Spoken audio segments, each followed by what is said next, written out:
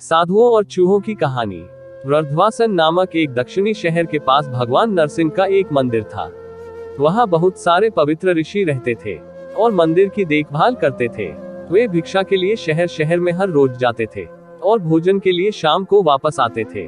वे अपनी आवश्यकता से अधिक एकत्र कर लेते थे और बाकी का बर्तन में डालकर गरीब में बांट देते थे, जो बदले में मंदिर की साफ सफाई करते थे और देव फूल लाकर सजावट का काम किया करते थे। उसी आश्रम में बहुत सारे चूहे भी अपने बिल में रहते थे और हर रोज कटोरे में से कुछ न कुछ भोजन चुरा लेते थे। जब साधु को एहसास हुआ कि चूहा भोजन चोरी करते हैं, तो उन्होंने इसे रोकने के लिए सभी तरह की कोशिशें की, मगर उनकी सारी कोशिशें बेकार चली गई। उन्होंने कटोरे को काफी ऊंचाई पर रखा ताकि चूहे वहां तक पहुंच न सके, और यहाँ तक कि एक डंडे के साथ चूहे को मार भगाने की भी कोशिश की, लेकिन चूहे किसी भी तरह भोजन के कटोरे तक पहुँचने का रास्ता ढूंढ लेते और कुछ भोजन चुरा लेते थे। एक दिन एक पुजारी मंदिर की यात्रा करने के लिए आए थे, लेकिन साधुओं का ध्यान तो चूहों को डंडे से मारने में लगा था और वे पुजारी से मिल भी नहीं पाए। इसे अपना अपमान समझ पुजारी क्रोधित होकर बोले, आपके आश्रम में फिर कभी नहीं आऊंगा, क्योंकि लगता है मुझसे बात करने के अलावा आपको अन्य काम ज्यादा महत्वपूर्ण लग रहा है। साधु सरलता से चूहे से जुड़ी अपनी परेशानियों के बारे में पुजारी को बताते हैं कि कैसे चूहे उनके पास से भोजन किसी न किसी तरह से चुरा ही लेते हैं। ये चूहे किसी भी बिल्ली या बंदर को हरा सकते हैं। अगर बात मेरे कटोरे तक पहुंचने की हो तो मैंने हर कोशिशें की हैं, लेकिन वो हर बार किसी न किसी तरीके से भोजन चुरा ही लेते हैं। पुजारी ने साधुओं की परेशानियों को समझा और सलाह दी, चूहे में इतनी शक्ति, आत्मविश्वास और चंचलता के पीछे अवश्य ही कुछ न कुछ कारण तो जरूर होगा।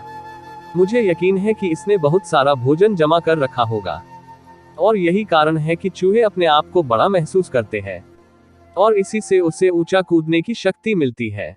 चूहा जानते हैं कि उनके पास कुछ खोने के लिए नहीं है, इसलिए वो डरते नहीं है।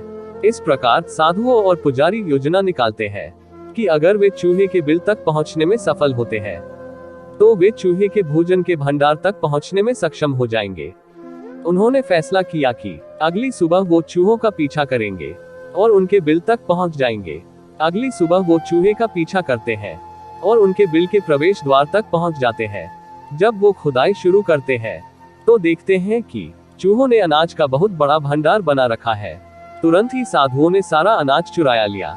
भोजन को इकट्ठा करके मंदिर में लिवा ले जाते हैं।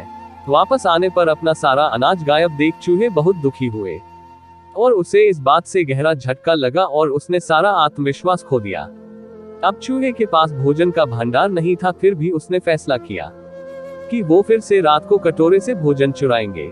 लेकिन जब उसने कटोरे तक पहुंचने की कोशिश की, तब वह धड़ाम से नीचे गिर गए और उनको यह एहसास हुआ कि अब न तो उसके पर शक्ति है और न ही आत्मविश्वास।